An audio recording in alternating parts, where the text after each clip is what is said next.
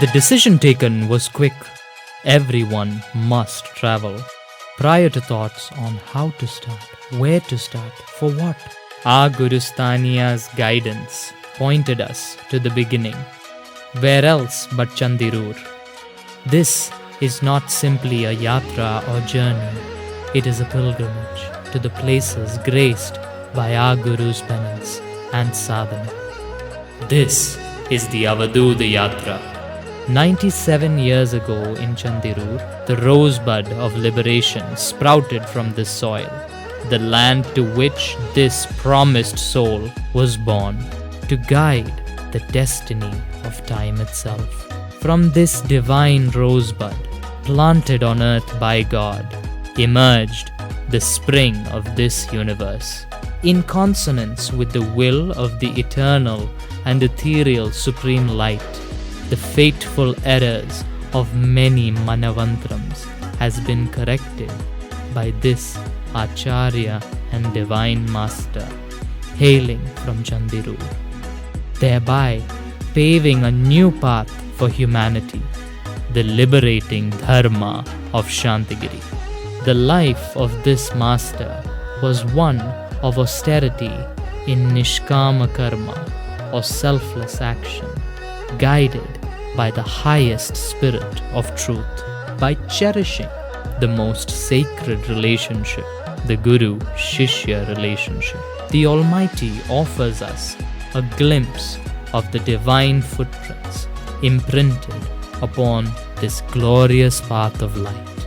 On Tuesday afternoon, April 30th, 2024, our Guru Staniya, Her Holiness Shishya Pujita Amritanyana Tapasvini, spoke to the pilgrims on the significance of this yatra. The germinating seeds, singing parrots, plants and trees stared with curiosity at the one whose presence transformed butterflies and blossomed flower buds. They stared at Karunangunya, skipping across the soil. The ripples of the eastern bank danced for him. The waves of the western sea roared for him. The wind between the two swept across this loamy land of Chandirur. In a small thatched house, this golden boy lay, squinting at the yellow light of the kerosene lamp that was burning brightly. On the morning of September 1st, 1927, Navajodi Shri Karunakara Guru took birth in this holy land. On Wednesday, May 1st, 2024, another historic pilgrimage was about to take birth. ഓരോരുത്തർക്കും നേടാൻ പറ്റിയ ഒരു വഴിയാണിത്. ഈ അവധൂത യാത്രയിലൂടെ ഓരോ മനുഷ്യരും നല്ല മനുഷ്യനാകാൻ, നല്ല ജ്ഞാനികളാകാൻ, നല്ല അനുഭവമുള്ള ശിഷ്യന്മാരാകാൻ, നല്ല അനുഭവമുള്ള ഗൃഹസ്ഥാശ്രമികളാകാൻ, നല്ല അനുഭവമുള്ള മാതൃമണ്ഡലത്തിൻ്റെ അമ്മമാരാകാൻ, നല്ല അനുഭവമുള്ള VSNKയുടെ പ്രവർത്തകരാകാൻ എല്ലാവർക്കും അവസരമാണിത്. സന്യാസിമാർക്ക് മാത്രമല്ല. ആ അവസരം യോഗ്യതയോടുകൂടി നിങ്ങൾക്ക് ചെയ്തെടുക്കാൻ കഴിയണമേ എന്ന് ഗുരുവിനോട് പ്രാർത്ഥിച്ചുകൊണ്ട് എൻ്റെ വാക്കുകൾ എൻ്റെ ഗുരുവിൻ്റെ തൃപ്പാദങ്ങളിൽ സമർപ്പിക്കുന്നു. To embark upon this Avadhootha Yatra is an attempt to imbibe in one's own life at least the minutest of elements of Guru's Maha Avadhootha. At Guru's birthplace, they stood assembled in prayer. His lineage of initiated sannyasis and faithful devotees. At the Guru's birthplace, they bowed down to his divine lotus feet and merged the stains of their shortcomings in Guru's light of absolution. The journey began. Like birds, they took flight to explore the vastness of the horizons of our Guru's life. From the day he remembered, there was a light inside that pure mind. Karunangunya would speak only when this light did. This pure child's belief was that this was how everyone communicated. On visiting the family temple, this light would get stronger. He would stand completely absorbed and entranced within this divine experience, unaware of everything around him. One day, while visiting this temple, as always, he heard an ashariri or clairaudience which said to him, "These are thugs and savages. Do not speak of this to them. They will not understand it." The Kumarthapudi temple near Guru's home is one that can never be forgotten. When his mother was married off for the second time, they moved to Erubunna. Karunangunya was silent, a boy of sparse words who often forgets himself in the depth of his thoughts as he stares at the shores and sky. The mother, who thought her son was lost, could not bear the grief.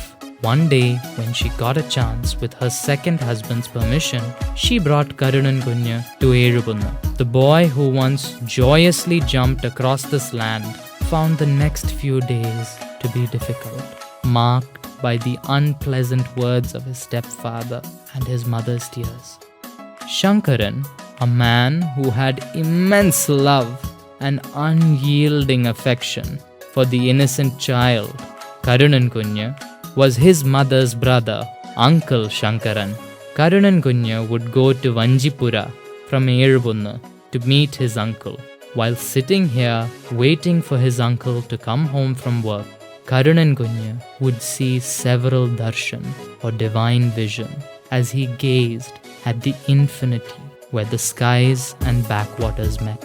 Decades later, on August 18, 1983, Guru travelled from Santhigiri ashram, Pothankode, to this place, Erubunna, and met his now aged and ailing mother, Kartyani Amma, when she was 85 years old. This mother and her younger son Aravindan came to this house from Erubunna and settled here. Guru placed his hand on her head and prayed. Radha, a dear disciple, poured tirtham or holy water onto this mother's lips. As Guru returned, on crossing 5 kilometers from the house at Erubunna, this disciple Radha, who was with Guru, had a darshan or divine vision. Guru's mother had passed away. The house has been renovated today and is called the Kartyani Mandir. Under the star-studded blue sky, in the dry moonlight, time and again, Guru prepared his bed in the courtyard of the Erubunna Bhajana Madam. These days were spent in solitude.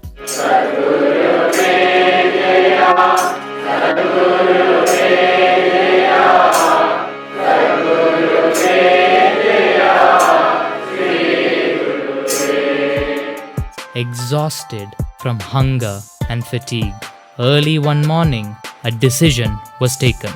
Don't stay here anymore. Go to any ashram. Determined to never return, he stepped into the Malyekkal Kumaran Ashan school. On hearing of this decision, Ashan peered at the face of Karunangunya for a while. Ashan could not refuse this humble, calm, and unwavering request.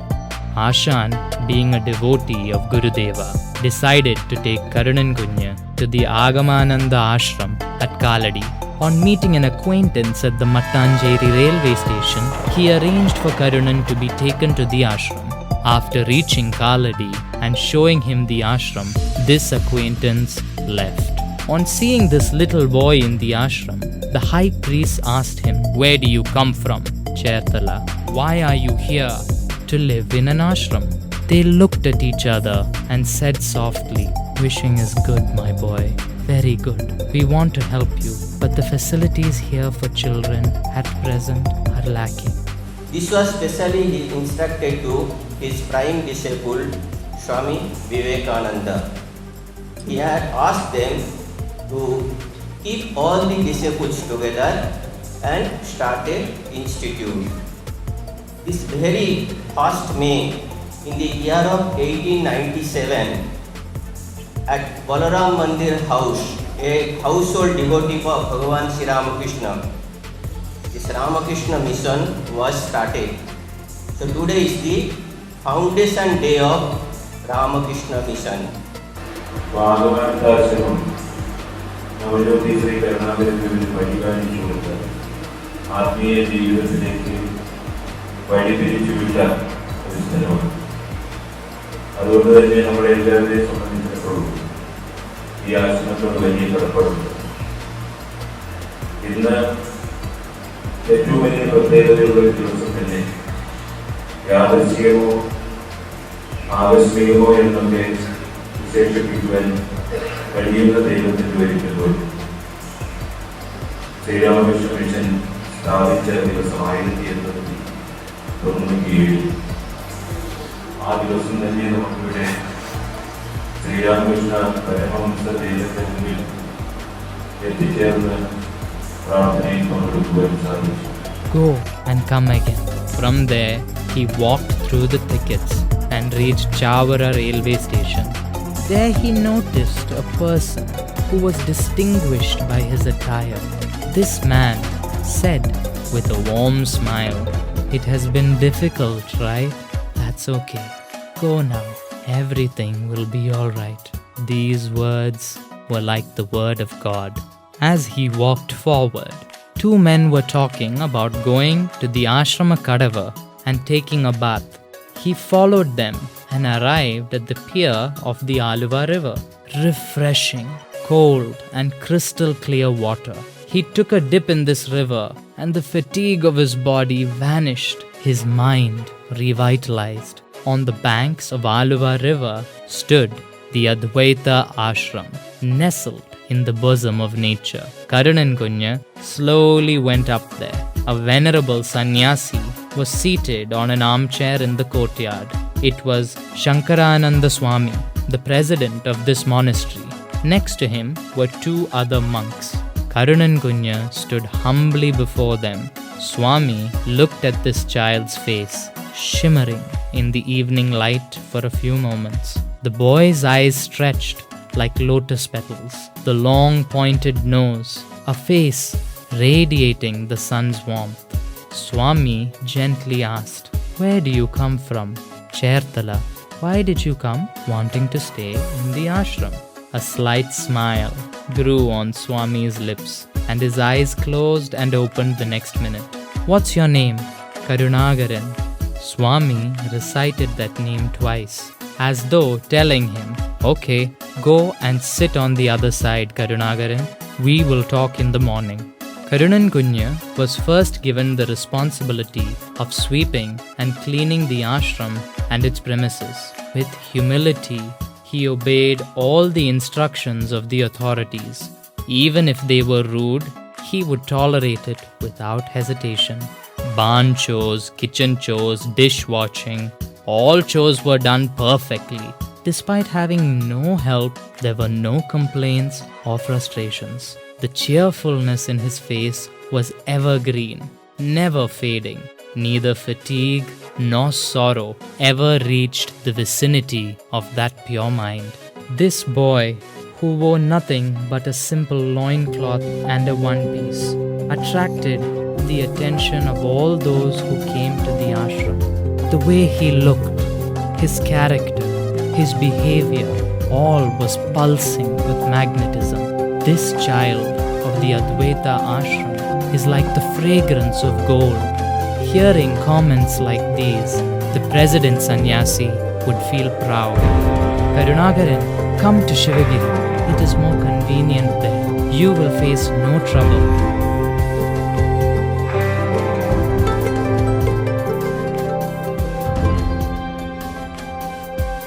ഒരു സാധാരണക്കാരനായ ആളായി അവരോട് ശ്രീ കരുണാകരൻ ഗുരുവിനെ തുടങ്ങി. പിന്നെ ശാന്തിക്കാരനായി ഇവിടുത്തെ. അത് കഴിഞ്ഞിട്ട് പിന്നീട് ശങ്കരാനന്ദ സ്വാമികൾ ശിവഗിരിയിലേക്ക് പോയപ്പോൾ കരുണാകരൻ ശാന്തിയെ കൂടി ശിവഗിരിയിലേക്ക് കൊണ്ടുപോയി.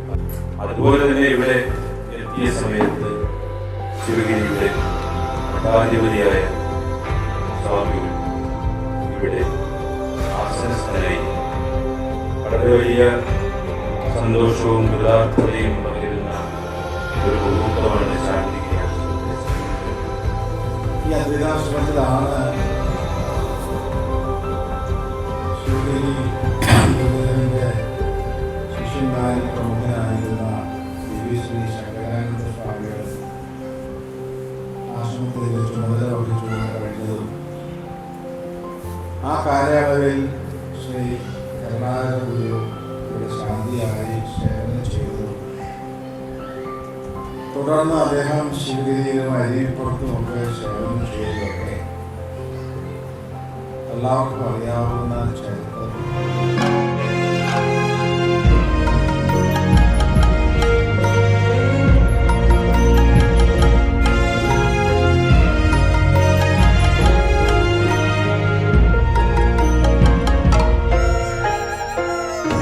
This is the birthplace of the great Shankaracharya, the greatest philosopher India had ever seen.